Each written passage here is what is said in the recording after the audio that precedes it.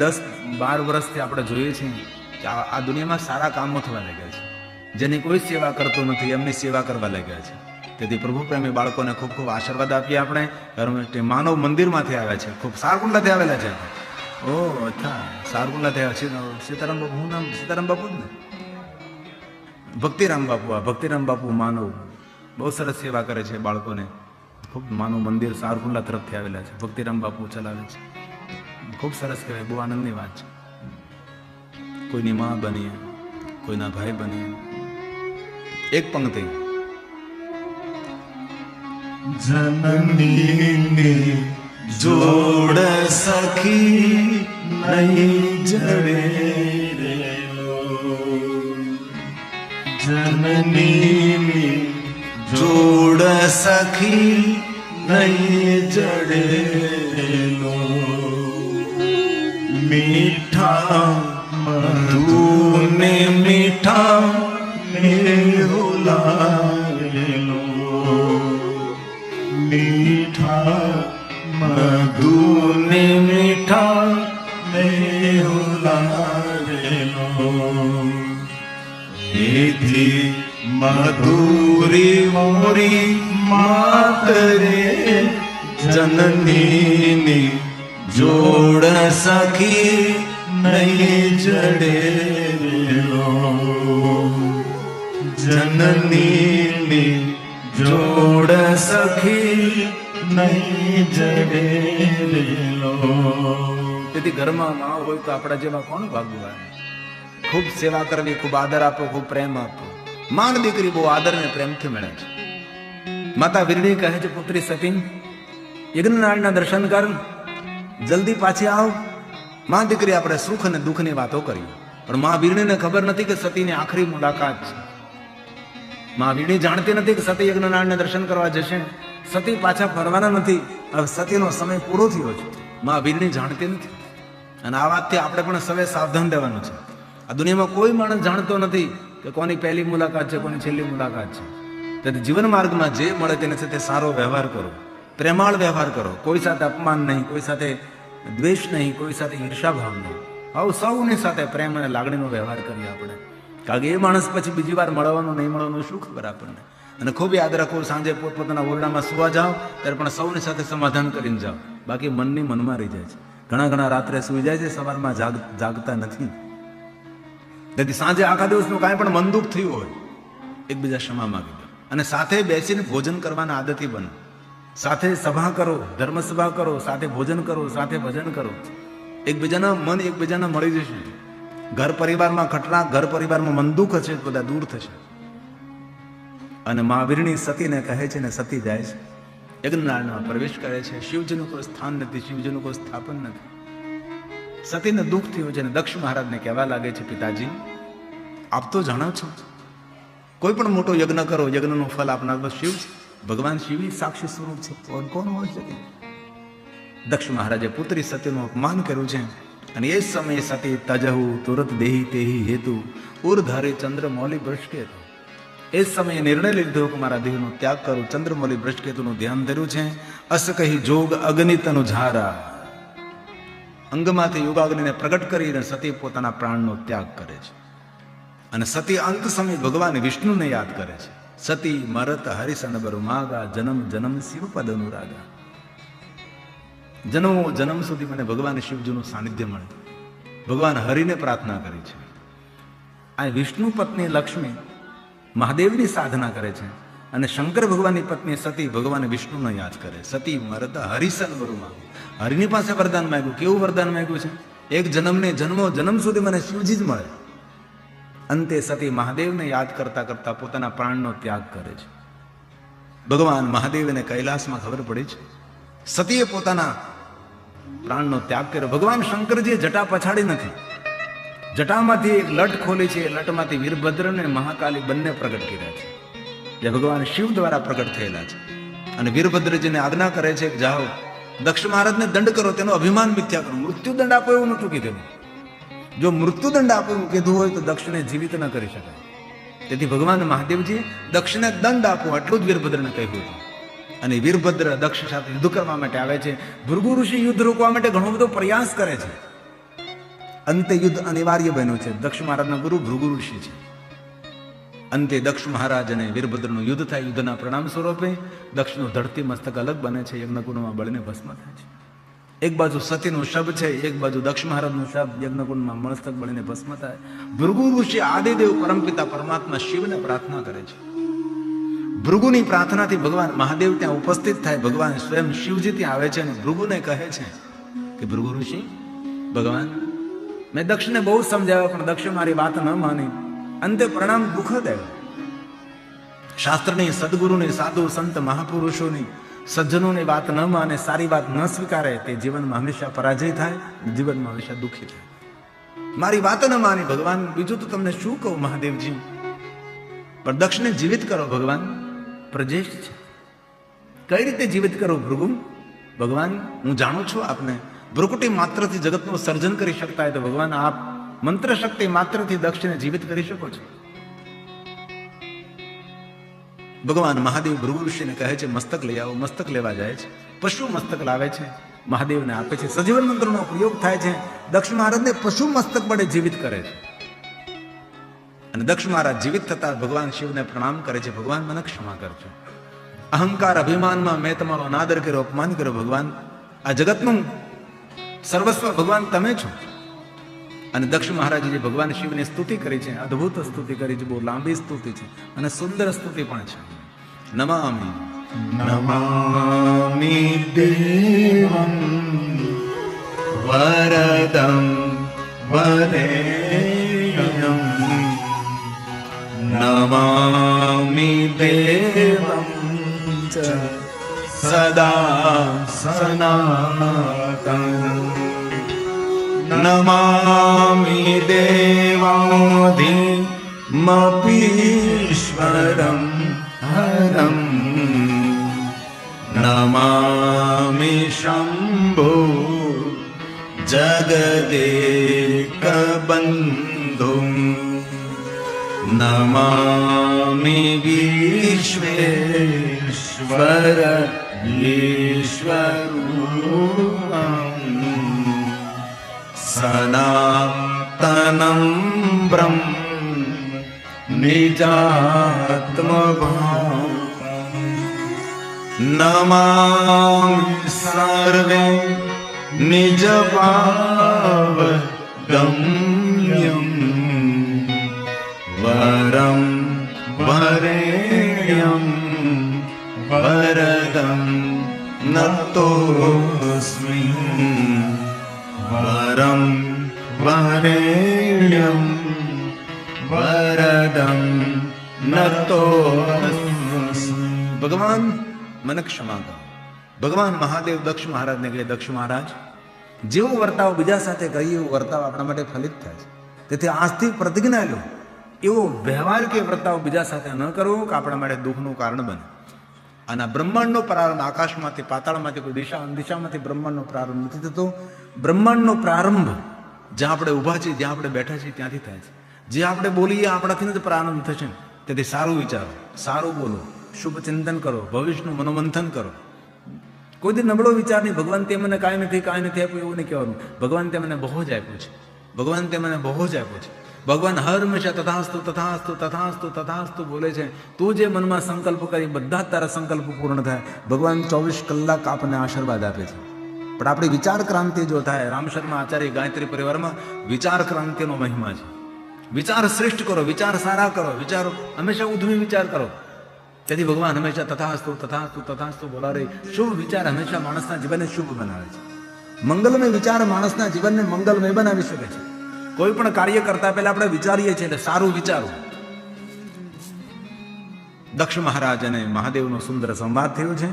અંતે ભગવાન મહાદેવે કહ્યું દક્ષ મહારાજ વરદાન માગો. જ્યારે દક્ષ મહારાજ વરદાન માગે છે, ભગવાન મેં તમારો જેવી રીતે અપરાધ કર્યો છે એ રીતે હવે પછી કોઈ તમારો અપરાધ કરે તો દરેક અપરાધોમાંથી મુક્તિ આપવા માટે ભગવાન મહાદેવજી અહીંયા લિંગ સ્વરૂપે પ્રગટ થવા. અને ભગવાન મહાદેવ દક્ષ મહારાજની પ્રાર્થનાથી ગંગા નદીના કિનારે કનખલ નગરમાં લિંગ રૂપેણે સત મહાનુગ્રહે લોકાનામ જગત પર અનુગ્રહ કરવા માટે ભગવાન મહાદેવજી દક્ષ મહારાજની પ્રાર્થનાથી શિવલિંગ સ્વરૂપે પ્રગટ થાય છે. અને એ શિવલિંગનું નામ દક્ષેશ્વર મહાદેવ છે.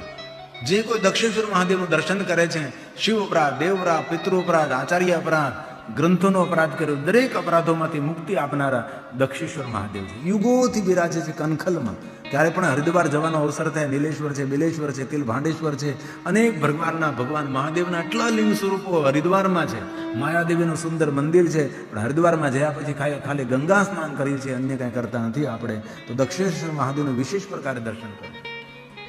હવે ભગવાન મહાદેવની નજર સતીના શબ ઉપર પડે છે અને ભગવાન મહાદેવ સતીના શબને લઈ હિમાલય પહાડોની કંદરાઓમાં ચટ્ટાનોમાં ફરવા લાગે છે.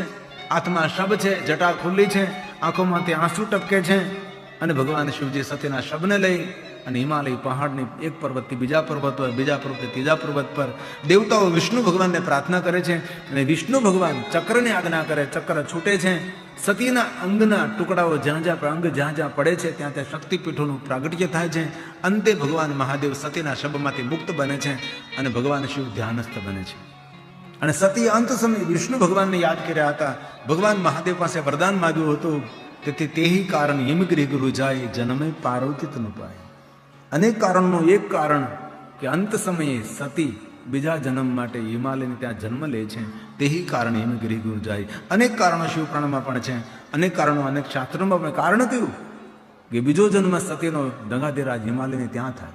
તેનો પણ એક ભાવ પ્રગટ કર્યો છે કે જ્યારે દક્ષ મહારાજની પુત્રી સતી પ્રજેશનગરને છોડી હિમાલય પહાડમાં તપ કરવા આવ્યા હતા, ત્યારે મા મેનાએ ખૂબ સેવા કરી હતી અને મા મેનાની સેવાથી આ સતી ખૂબ પ્રભાવિત થયેલા હતા.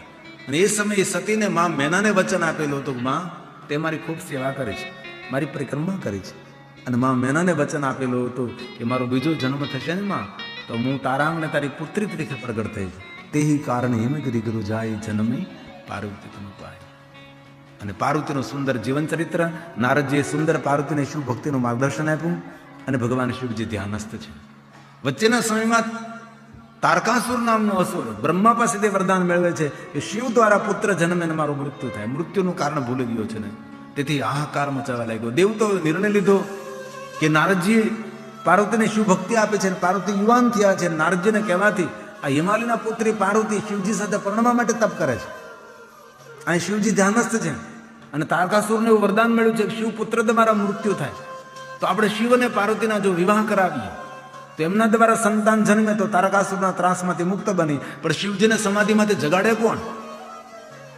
અંતે દેવતાઓ ભેગા મળી દેવરાજ ઇન્દ્ર પાસે જાય છે. ઇન્દ્રદેવ કહે છે કે શિવજીને અત્યારે જ જગાડીએ આપણે. કઈ રીતે? તો કે કામદેવને કહી. કામદેવ રતિ સાથે મહાદેવ જે જગ્યાએ તપ કરતા હતા ત્યાં આવે છે અને ભગવાન મહાદેવ પર અનેક પ્રકારના પ્રયોગો કરતા ભગવાન મહાદેવ ત્રીજું નેત્ર ખોલે છે અને કામને બાળીને ભસ્મ કરે છે. રતિએ ખૂબ ભગવાન મહાદેવની સ્તુતિ કરી છે. ભગવાન, મારા પતિને જીવિત કરો, મારો પતિ તો આપને જાગૃત કરવા માટે આવ્યો. તો દેવતાઓને કહેવાથી મહાદેવજી રતિને વરદાન આપે છે કે યદુવંશમાં તારો પતિ તને ફરી પાછો પ્રાપ્ત થશે. અત્યારે તારો પતિ અંગ વગર સૌના મનમાં નિવાસ કરશે. જે જગ્યાએ કામદેવને બાળીને ભસ્મ કર્યા હતા ત્યાં કામેશ્વર લિંગ તરીકે મહાદેવ પ્રગટ થાય છે. અને મહાદેવ સ્વયં રતિને કહે છે કે રતિ સાંભળ, કોઈ પણ મારો ભક્ત તારા પતિના નામથી મને બોલાવતો રહેશે એની કામનાની પૂર્તિ કરીશ. તેથી હે કામનાથ, હે કામેશ્વર, હે કામરૂપ, હે કામનાથાય એવા નામોથી મહાદેવને બોલાવવાથી આપણે કામનાઓની પૂર્તિ થઈ. એક નામ વિજ્ઞાન પણ છે કે કયા નામથી ભગવાનનો પોકાર કરવાથી ભગવાન કેવી કેવી કામનાઓ પૂરી કરે, તેને નામ વિજ્ઞાન કહેવાય છે. અનેક નામોથી ભગવાનને પોકારવામાં આવે તો અલગ અલગ કામનાઓની પૂર્તિ થાય છે. ભગવાન મહાદેવે રતિને વરદાન આપ્યું છે.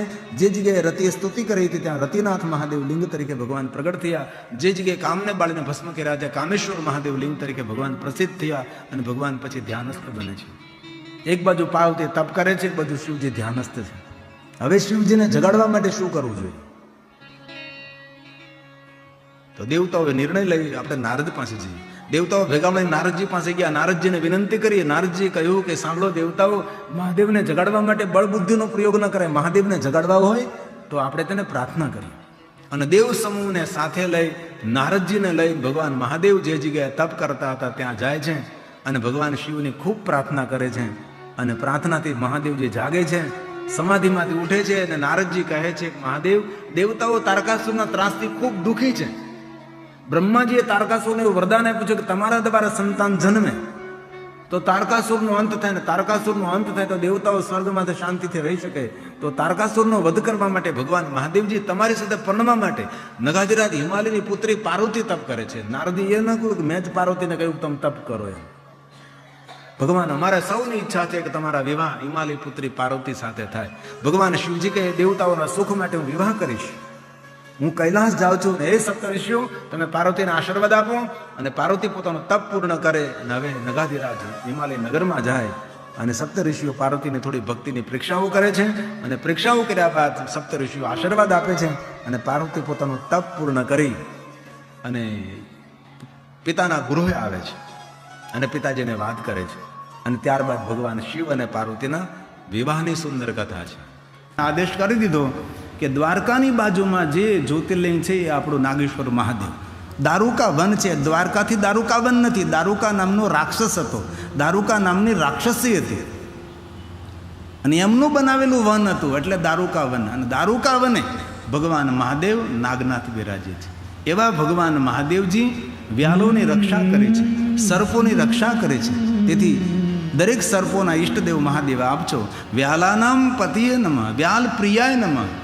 નાગને પ્રેમ કરનારા મહાદેવ છે. આજ મને કોઈ પૂછતું હતું કે ઘરમાં જે શિવલિંગ રાખીએ તેના પર નાગ ચડાવવો જોઈએ કે નહીં ચડાવવો જોઈએ. ઘરમાં જે શિવલિંગ રાખો તે શિવલિંગને ચલિત શિવલિંગ કહેવાય. તેની સામે બેસીને પૂજા થાય. તેના પર નાગ દેવતા ન હોય તો ચાલે, તેના પર જલધારી ન હોય તો પણ ચાલે. પણ જે પ્રતિષ્ઠિત થયેલા શિવલિંગ હોય, મોટા શિવાલય હોય, ત્યાં નાગદેવતા દિવસે ભગવાન મહાદેવના ઉપર અર્પણ કરવામાં આવે.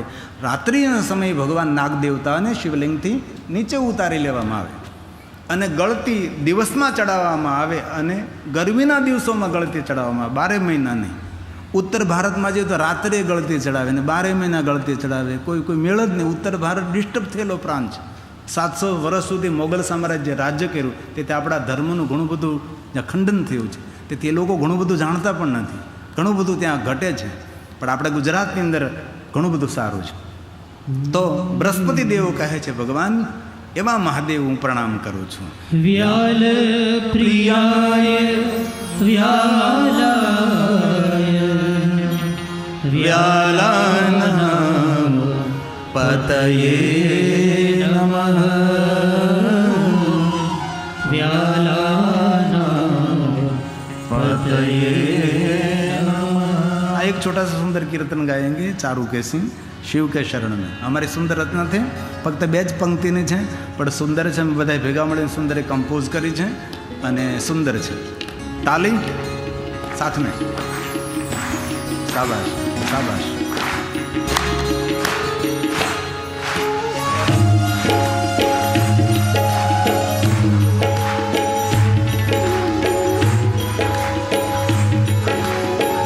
હે મહાદેવ, હે મહાદેવ, હે મહાદેવ.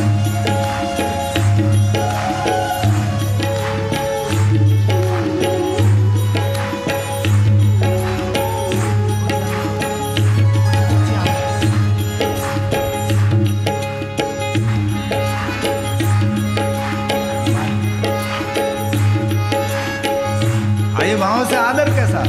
गो शिव के शरण में लागी है लगन है. शिव के शरण में लागी है लगन है.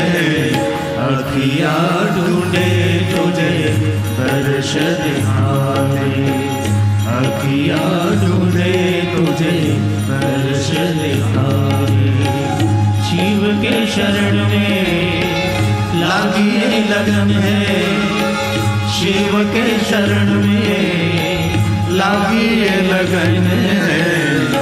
अखियाँ ढूंढे तुझे दर्श दिखावे. अखियाँ ढूंढे तुझे दर्श दिखावे. हे महादेव, हे महादेव, हे महादेव, महादेव, महादेव, महादेवेति कीर्तना सर्व पाप हरम पर. महादेव, महादेव, महादेव, महादेव, महादेवेति कीर्तना शिवलोकम व्रजेन्नर. महादेव, महादेव, महादेव.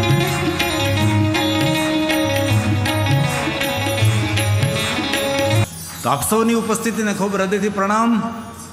કથાની સુંદરતા જરૂર સ્ટેજ હોઈ શકે, સુંદર મંડપ હોઈ શકે છે, સુંદર સજાવટ હોઈ શકે છે, વક્તા પણ હોઈ શકે છે. ખરેખર કથાની સુંદરતા, કથાની શોભા આપ સૌની ઉપસ્થિતિ છે. તેથી આટલી મોટી સંખ્યામાં ઉપસ્થિત રહી કથાની સુંદરતામાં તમે સૌએ વૃદ્ધિ કરી છે.